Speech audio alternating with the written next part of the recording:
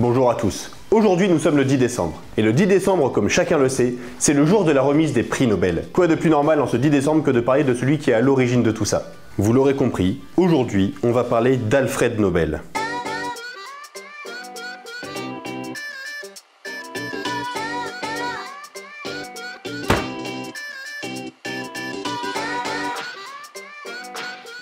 Alfred Bernard Nobel naît à Stockholm le 21 octobre 1833. Il trouva très jeune un grand intérêt pour la science et plus particulièrement pour les explosifs. Bon, rien de plus normal, un enfant qui s'intéresse aux explosifs, il va jouer avec 2-3 pétards, ses parents vont le gronder, ils vont lui interdire l'accès à ces objets dangereux.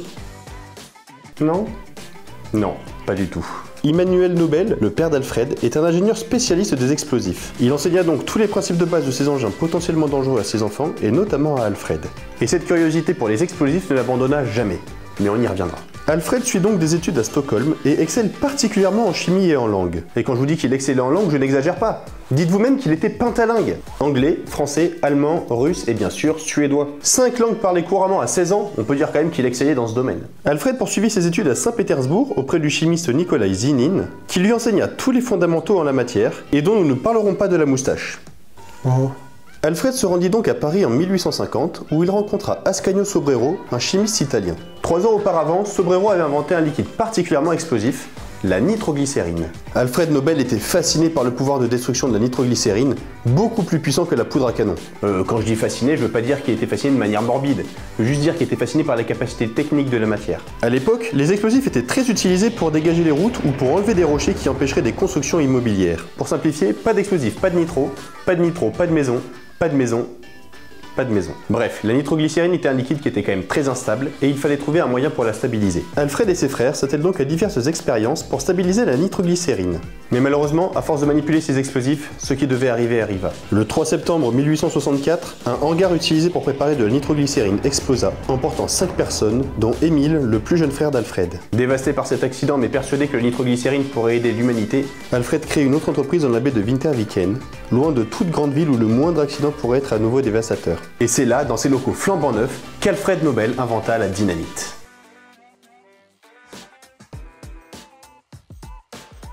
Bon, si vous n'avez pas vu la vidéo que j'ai déjà faite sur le sujet, en résumé, la nitroglycérine est très sensible au pH. L'instabilité de la nitroglycérine est due à la structure même de la molécule. Ainsi, en se déstabilisant, la nitroglycérine va produire de l'azote, du monoxyde de carbone, de l'eau et de l'oxygène. Ok, mais aucun de ces gaz n'est explosif. Limite, le monoxyde de carbone c'est toxique, mais c'est tout. Alors elle vient d'où l'explosion? Cette explosion vient du principe de la dilatation des gaz. Du fait de l'agitation moléculaire, les gaz occupent un plus grand volume que les liquides. Par exemple, 1 kg de dioxyde de carbone liquide occupe environ 1 litre, et 1 kg de dioxyde de carbone gazeux en occupe presque 1000. Et pour qu'il occupe un plus grand volume, le gaz va devoir exercer une plus grande pression. Si vous avez déjà ouvert une bouteille de coca secouée, vous êtes déjà bien aperçu de la méga pression du CO2. Dans le cas de la nitroglycérine, en plus de la dilatation des gaz, il y a aussi le fait que la réaction est exothermique. Exothermique, ça veut dire qu'elle chauffe beaucoup. L'explosion est donc particulièrement violente et très rapide. En mesurant la vitesse d'explosion de la nitroglycérine, on s'est rendu compte qu'elle dépassait la vitesse du son. Mais malgré sa dangerosité, la nitroglycérine était très utilisée pour dégager les routes et pour ouvrir les galeries dans les mines. Il fallait donc trouver un moyen de la stabiliser, et c'est là qu'intervint Alfred Nobel. Au cours de ses expériences, il se rend compte que la nitroglycérine pouvait être neutralisée par de la terre de diatomée, une roche très sableuse. Ainsi, en mélangeant de la nitroglycérine et de la terre de diatomée, il pouvait obtenir une pâte qui était parfaitement stable et tout à fait modelable. Il appela cette pâte de nitroglycérine la dynamite, en référence au mot grec dynamis qui signifie puissance.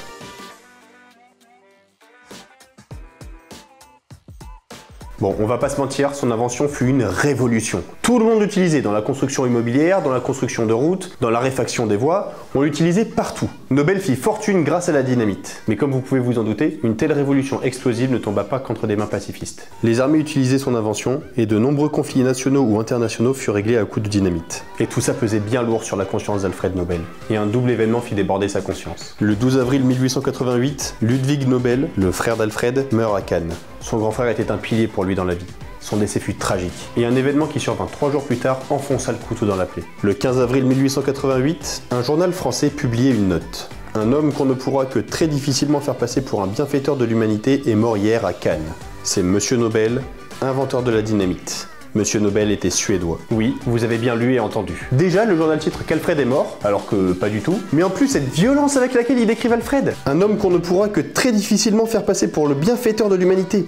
C'est d'une violence! Alfred, il en peut plus. Il ne veut absolument pas que les gens se souviennent de lui comme ça. Et on le comprend. Et quand il rédige son testament, il demande à ce qu'après sa mort, sa fortune soit reversée à une fondation qui œuvre pour le bien de l'humanité. Alfred Nobel meurt des suites d'un AVC le 10 décembre 1896 à San Remo, en Italie. 3 ans et demi plus tard, le 29 juin 1900, la Fondation Nobel est créée grâce à l'héritage d'Alfred, et selon ses désirs énoncés dans son testament. Ces dons seront reversés annuellement à ceux qui auront apporté le plus grand bénéfice à l'humanité au cours de l'année écoulée. Le montant sera partagé en 5 parties égales dans 5 domaines distincts: la physique, la chimie, la médecine, la littérature et la paix. Et quand on y regarde de plus près, connaissant Alfred, ça paraît quand même logique. La physique et la chimie qui sont ses domaines de prédilection, la médecine car il s'agit du domaine scientifique le plus important à l'époque, la paix pour essayer d'apaiser les tensions qui pouvaient être créées notamment par son invention, et la littérature alors? La littérature c'est tout simplement parce que c'était l'autre passion d'Alfred. Je vous en ai pas parlé parce que j'avais pas forcément le temps, mais il a écrit pas mal de bouquins dont un livre qui a fait scandale à l'époque.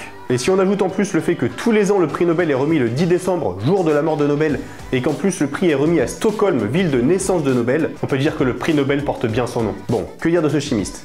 Pour tout vous dire, je sais pas trop quoi en penser. Avait-il créé la Fondation Nobel pour se donner bonne conscience après avoir fait prospérer de nombreuses entreprises de vente d'armes? Ou était-ce par pure philanthropie? Chacun est libre de son opinion. Quoi qu'il en soit, Nobel marqua à jamais l'humanité, nous rappelant chaque année au travers de son prix que l'intelligence humaine est en constante évolution. Bon, c'était tout pour cette vidéo. J'espère qu'elle vous aura plu. Si tel est le cas, n'hésitez pas à la pousser et à vous enchaîner. À la prochaine!